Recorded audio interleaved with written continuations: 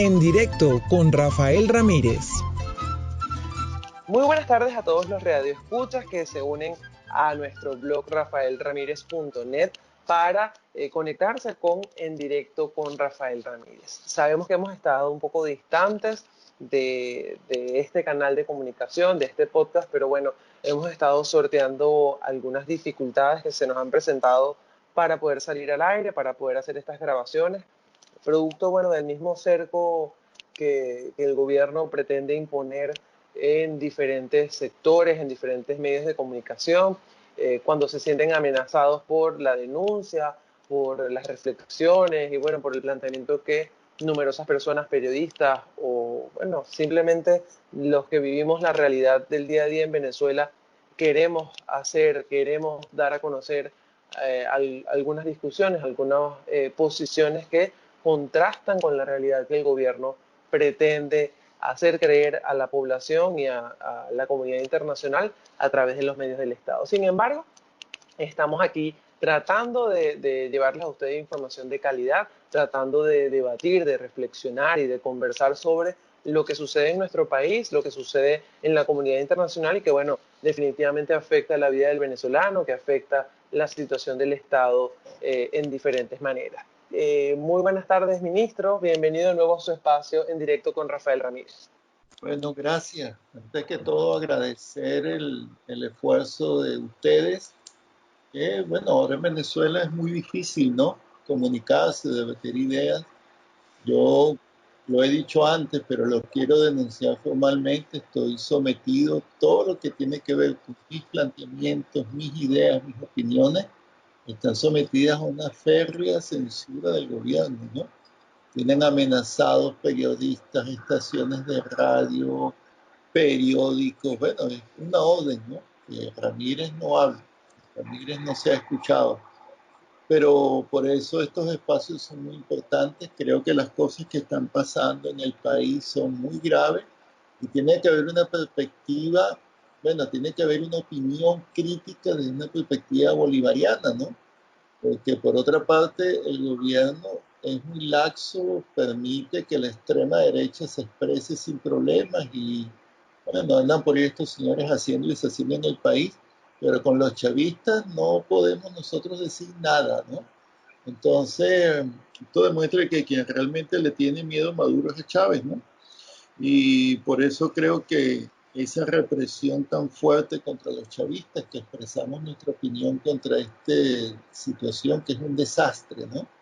Pero bueno, vaya mi saludo a todos y a todo el pueblo venezolano que está confinado, a juro, en Venezuela y viviendo esta crisis que es cada día la peor tragedia de nuestra historia. Adelante. Quisiéramos conversar con usted. Obviamente, bueno, en Venezuela hay una situación complicada, igual que en el resto del mundo con el tema del COVID-19, pero en el país lo que está afectando fuertemente a la población es el tema del acceso al combustible, a la gasolina particularmente. Eh, por allí se han escuchado rumores de que vienen algunos buques iraníes para suministrar combustible al país. Sin embargo, también se escucha por otro lado rumores de que ese combustible va a ser utilizado solo para los vehículos oficiales. ¿Qué puede hablarnos usted sobre este tema de la gasolina en Venezuela y cuál es el problema que existe en nuestro parque refinador? Bueno, primero decir que Maduro ha utilizado, como ya es una especialidad en él, ha utilizado el tema del coronavirus para crear una situación a la cual él toma ventaja política, ¿no? Y en base al coronavirus, Venezuela no ha presentado los números de contaminados de otros países sencillamente porque nadie va a Venezuela, ¿no? Es decir, se han contaminado grandes países, China, Europa, España, Italia, Estados Unidos, porque son países que están conectados con el mundo, ¿no? Venezuela no, Venezuela está aislado, pues es como igual no hay casos en algunos países pobres y aislados de África, ¿no? Entonces, de todas maneras, Maduro ha utilizado todo esto para, bueno, realmente establecer una especie de estado de sitio, ¿no? En el país. Ha impedido el movimiento de la gente porque es que no hay cómo mover a la gente. La realidad es que Maduro está utilizando el confinamiento para tener otro mecanismo de control social sobre el pueblo, porque si la gente estuviese en la calle y la gente estuviese buscando gasolina para echar gasolina, gas para sus viviendas, o estuviese buscando trabajo o estuviese preocupado de la producción, sencillamente se descubriría que la realidad es que el país es un caos antes del coronavirus, antes de las sanciones norteamericanas, antes de todo esto que ha sucedido. El país ha estado muy mal conducido por Nicolás Maduro y tenemos una situación caótica donde la cuarentena le ayuda a distraer la atención y le ayuda a mantener a la gente en su casa quieta.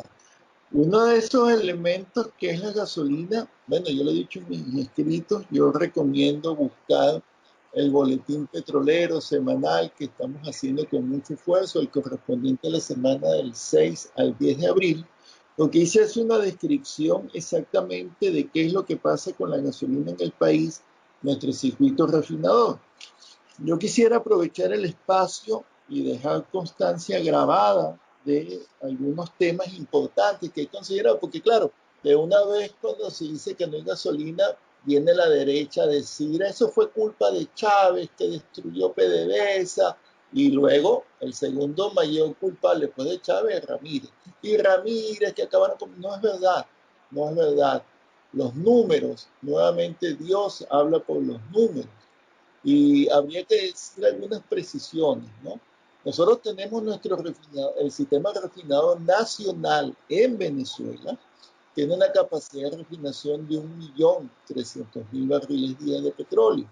Tenemos la refinería, el complejo refinador más grande del mundo, el CRP, con 955.000 millones de barriles de petróleo de capacidad de refinación. Tenemos Bajo Grande en Occidente, El Palito en el centro, Puerto de la Cruz y San Roque, que es muy chiquito. Es decir, nuestro país tiene un complejo refinador poderoso, pero si vamos a los números, en el año 2013, que fue mi último año de gestión, los números auditados, que esto es muy importante, de nuestro sistema de refinación, indican que nosotros produjimos ese año 1.127.000 barriles día de combustible, de los cuales 302.000 barriles día eran de gasolina, 270.000 barriles día de diésel, 193.000 barriles día de fuel oil y 361.000 de otros. Entre esos otros están queroseno, jet para aviación, asfalto, aceite, lubricantes, etc. Es decir, al año 2013, incluso al 2014, nuestro país no solamente era autosuficiente y nosotros éramos capaces de abastecer el mercado interno del país y la demanda interna, sino que exportábamos también. Fíjate que hasta el año 2013 nosotros teníamos una producción que ya he indicado, pero exportábamos 406.000 barriles días de combustible, fundamentalmente a los Estados Unidos, al Caribe y países europeos, y destinábamos 666.000 barriles día de combustibles para la demanda interna. Es decir, había combustibles para todo el país. Una idea muy clara que debe quedar pendiente para la gente es que durante nuestra gestión, después que derrotamos el sabotaje petrolero, durante nuestra gestión, nunca hubo falta de gasolina. Nuestras refinerías siempre estuvieron produciendo.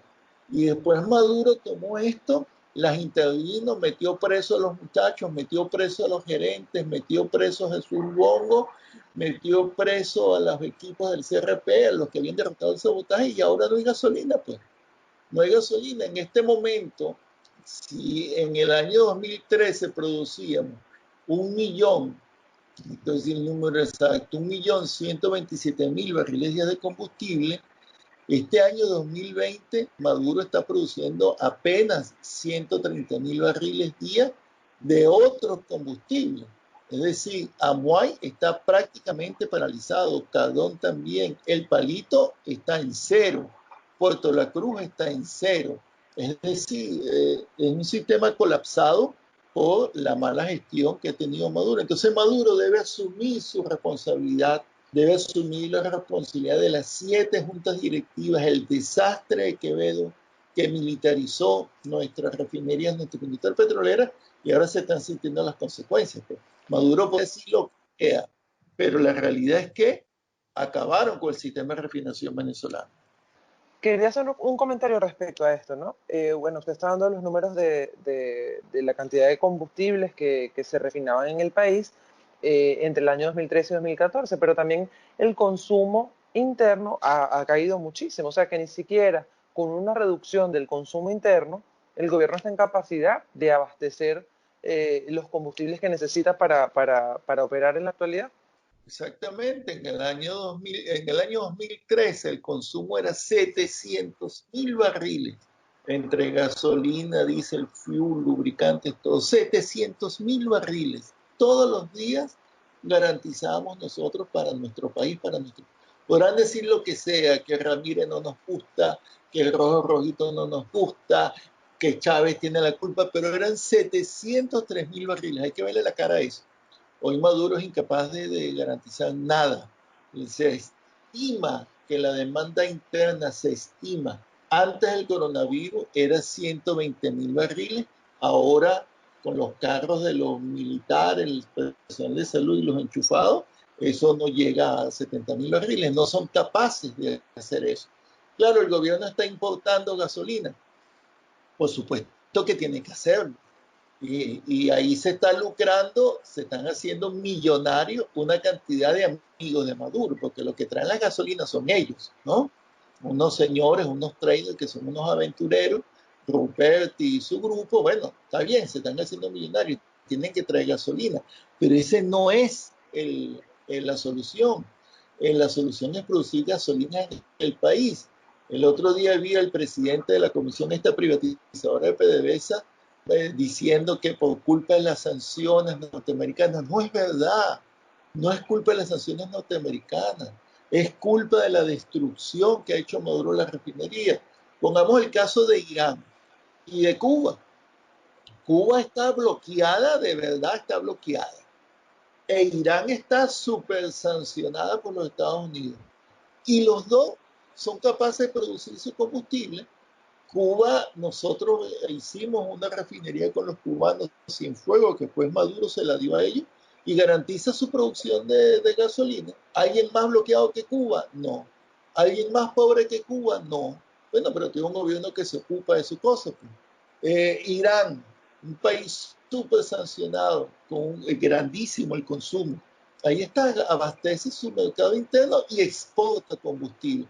Entonces, un tema de capacidad, es un tema de amor a la empresa, es un tema de conocimientos técnicos. ¿Dónde están los técnicos que pueden levantar la refinería?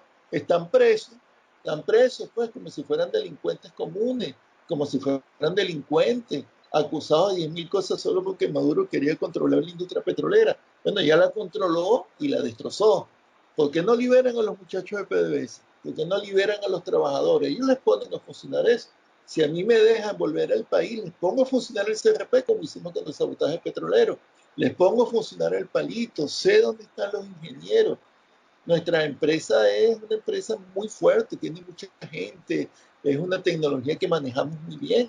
Ah, pero Maduro no va a hacer eso. Maduro prefiere seguir enriqueciendo a su grupo económico, importando gasolina y después ponernos a depender de Irán si es que no venden las refinerías en el camino, ¿no? Porque la otra es que quieren vender las refinerías, pero no hay nadie que compre eso. Con Maduro nadie va a hacer negocio. Quisiera que nos ayudara a comprender un poquito la situación de la refinería Ninas, ¿no? De verdad no entiendo mucho sobre esta refinería. Entiendo que PDVSA, o sea, Venezuela tenía el 50% de este complejo refinador, pero hace unos días salió una información de que PDVSA había vendido parte de sus acciones a una fundación sueca. ¿Pudiera decirnos un poco, ahondar esta información sobre lo que está sucediendo con Ninas en la actualidad? Sí, Minas es una refinería especializada que está ubicada en Suecia, es sueca, especializada en producir lubricantes. fue adquirida por la vieja PDVSA en el año 1986 y recibe una segregación de crudo venezolano que se produce en el lago de Maracaibo, especialista para este tipo de refinería. Ok, se metió PDVSA ahí, era la internacionalización de PDVSA. Bueno, nunca era algo muy especial, pero digamos, la mantuvimos como un activo nuestro. ¿Qué pasó? Hay un grupo de bolichicos y toda esta gente que hace gobiernos con Maduro que tiene el control o participa de una empresa mixta que se llama Petro Zamora, que está ubicada en el lago Maracaibo. Esta empresa fue autorizada por nosotros, por el presidente Chávez, para que estuviera, nuestro socio minoritario era Gazprom Bank, porque venía de Gazprom, que es la empresa más grande de gas. Bueno, eso fue hasta que estuvo Chávez y estuve yo. A partir del 2015, de nuestra salida, el gobierno de Maduro metió en esta empresa mixta a estos señores, Alejandro Betancourt, Convit, toda esta gente que ha sonado en todos los tribunales norteamericanos, como socios de esa empresa mixta. Bueno, claro, entonces esa empresa comenzaron a darle más áreas, más áreas, más áreas, y le dieron, qué casualidad, esa área del lago donde se produce esta especialidad, este crudo especial para niñas. Hasta ahora no ha pasado nada, sino que ese fue un negocio, lo que llamamos en Venezuela un lomito, un negocio perfecto, pero que PDVSA se lo cedió a esta gente en Petro Zamora, a estos socios privados venezolanos. Bien, esta empresa mixta comienza a enviarle petróleo a Minas y Minas, por las sanciones norteamericanas, no puede pagar el crudo. En consecuencia, Minas entró en un proceso de bancarrota porque no podía hacer transacciones. Bueno, está muy mal, Minas comienza a moverse y los socios privados, tanto rusos como venezolanos, entonces aprovechan esta deuda para hacerse con el 35% de acciones de PDVSA. Entonces, esta gente toma el control, capitalizando la deuda de 35% de las acciones que eran de PDVSA, y ahora dicen que una fundación, nadie ha visto una fundación tomando control de una empresa petrolera, una fundación, y le ponemos comillas, ahora tiene el control de un activo que era de PDVSA. Es decir, que es una operación de triangulación y ahora estos señores no solamente tienen la empresa mixta Petro Zamora, sino que tienen también el control de la empresa en Minas, la empresa sueca.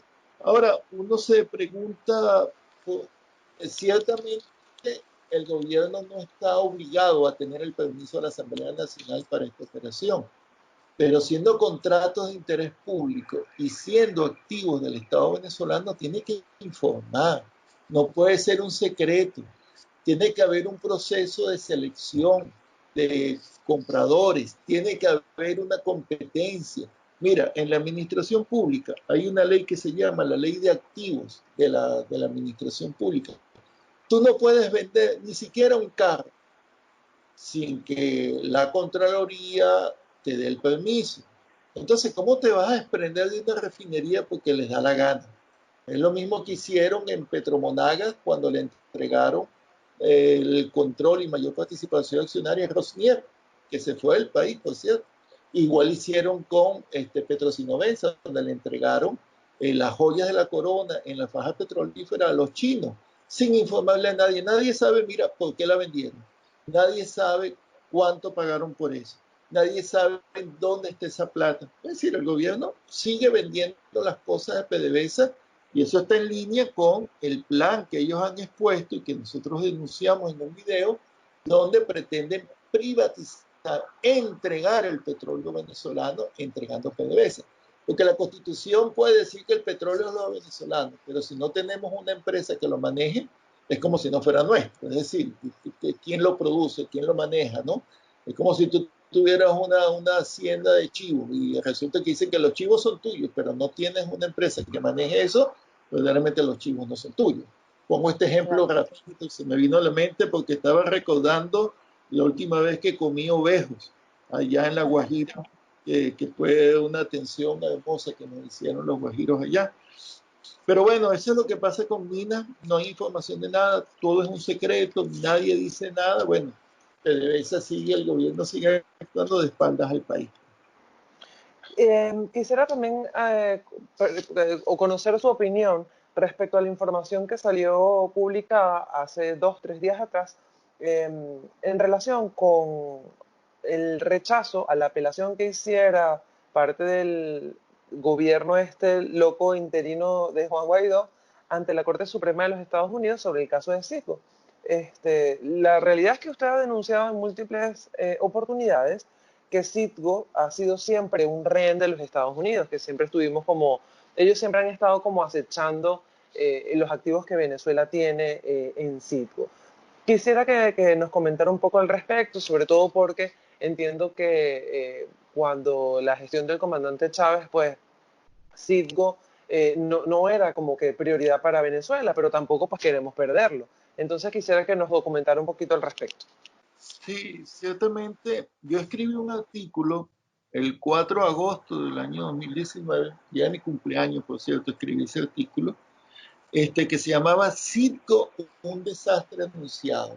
Yo los invito a que lo busquen en nuestro blog, rafaelramirez.net, ahí está ese artículo, porque yo escribo esas cosas bueno, para que quede constancia de una posición y de una postura. Yo ya explicaba cómo Citgo, bueno, Citgo era parte de la apertura petrolera, y mientras el país, Venezuela, estaba en los años 80 atravesando la peor crisis de nuestra historia, la vieja PDVSA se dedicó a sacar dinero del país invirtiendo afuera, ¿no?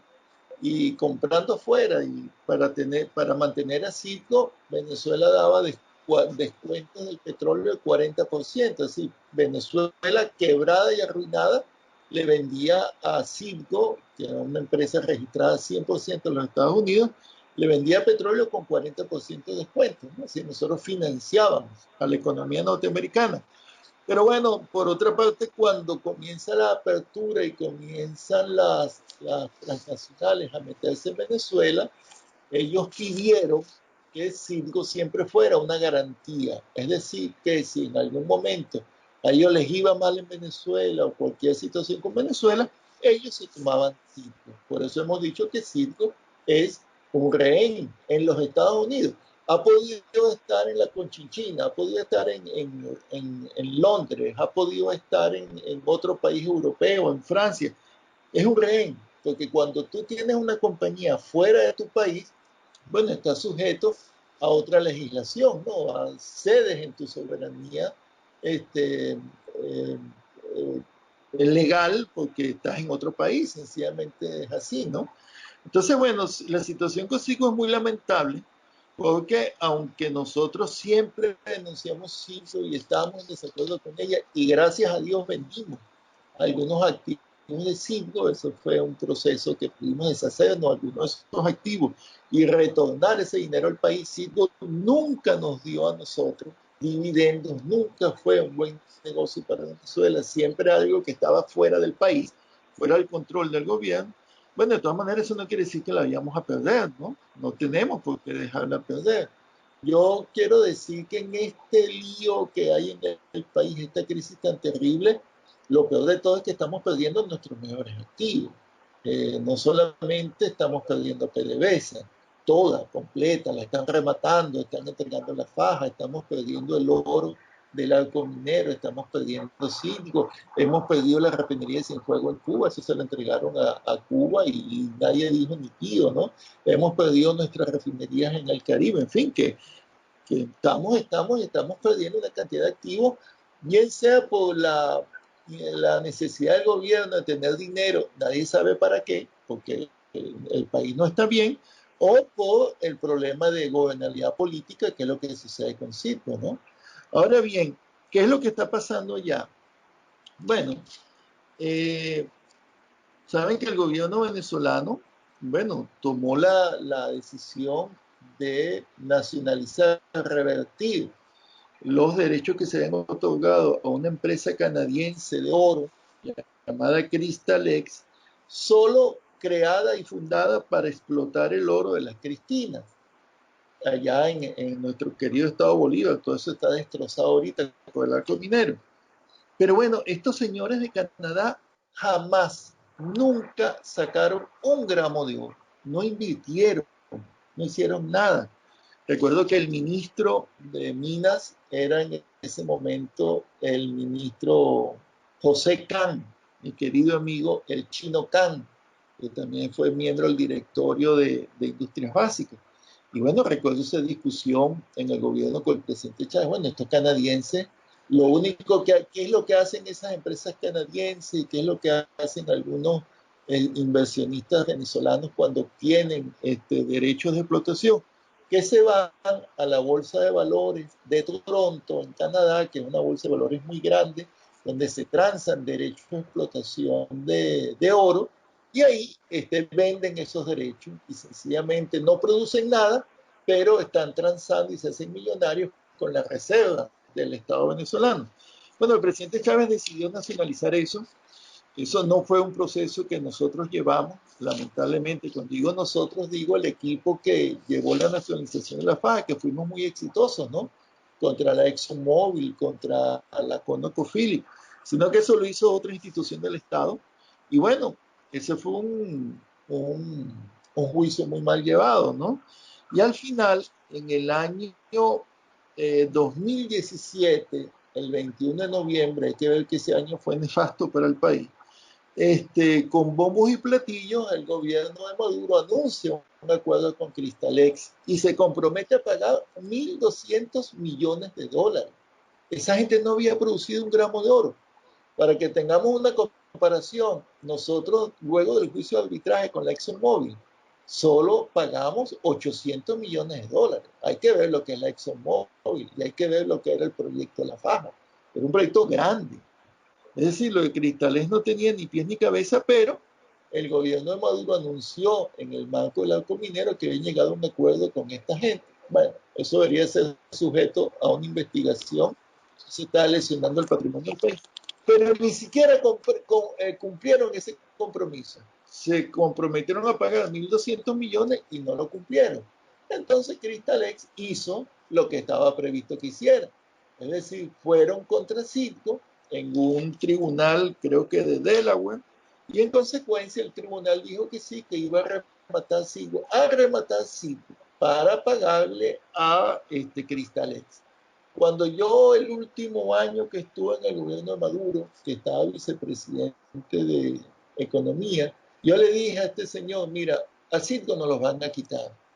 Bueno, porque ya no está Chávez, entonces yo sabía que el gobierno de Maduro era muy débil, no tenía autoridad, y viene una administración, o puede venir una administración más agresiva en los Estados Unidos después de Obama, y nos van a quitar ese activo, vamos a venderla. Bueno, yo preparé un proceso de consulta de precios de competencia y recibimos ofertas por 15.000 millones de dólares a favor del país para salir de Siria. 15.000 millones de dólares, manteniendo los contratos de suministro de petróleo a Venezuela para que no perdiéramos ese mercado. Yo proponía que esos 15.000 millones de dólares fueran a un fondo, porque ya sabía que el tema del petróleo venía mal porque estaban cayendo los precios. Bueno, Maduro no hizo nada. Maduro y Aníbal Chávez estaban en contra porque, bueno, ellos siempre han vivido de eso, de tener asilo y esta cosa. Es como, ¿sabes? Como tener el green card, vivir en los Estados Unidos, recibir el sueldo de Sirio, todas esas cosas, ¿no? Era lo que aspiraba Asdrúbal. Hoy está el presidente PDVSA, un desastre. Pero bueno, desestimaron esa oferta mía, esa propuesta mía, y ahora un tribunal nos los está rematando por 1.200 millones de dólares para pagarle a una empresa canadiense que no produjo nunca ni un gramo de oro. ¿Quién es culpable de esto? Bueno, Maduro. Una mala gestión de los activos en el país y en el exterior. No ha sido capaz de defender los activos del país en el exterior. Y bueno, y este señor Guaidó se metió en lo que ha sido una violación flagrante a nuestra soberanía y al derecho internacional. Ahora tiene un gobierno paralelo, un gobierno que anda por Caracas, camina, va, viene, no pasa nada, ¿no? Pero sometieron esta solicitud ante la Corte Suprema de Justicia norteamericana y fue denegada lo cual es muy malo porque eso no tiene apelación. Entonces nosotros estamos en medio de esta crisis y este desastre de lado y lado, entre invasiones locas a Macuto o los problemas de la gasolina, estamos perdiendo activos y estamos a punto de perder ese activo de sitio, que es un activo que, bueno, que vale muchísimo más que 1.200 millones de dólares, que como mencioné, yo recibí ofertas, PDVSA recibió ofertas por 15.000 millones de dólares para venderla en el año 2014.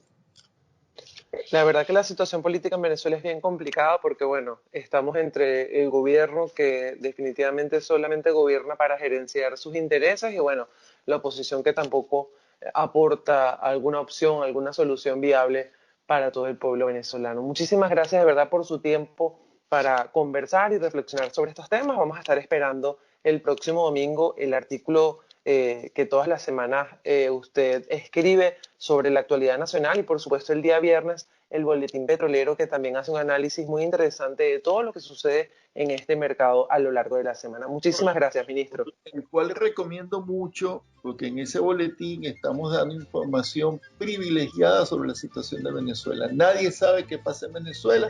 Si quieres saber qué pasa en Venezuela, búsquelo en el Boletín Petrolero. Gracias, un fuerte abrazo, hasta la semana que viene. Muchísimas gracias. Nos escuchamos entonces la semana que viene. Feliz tarde.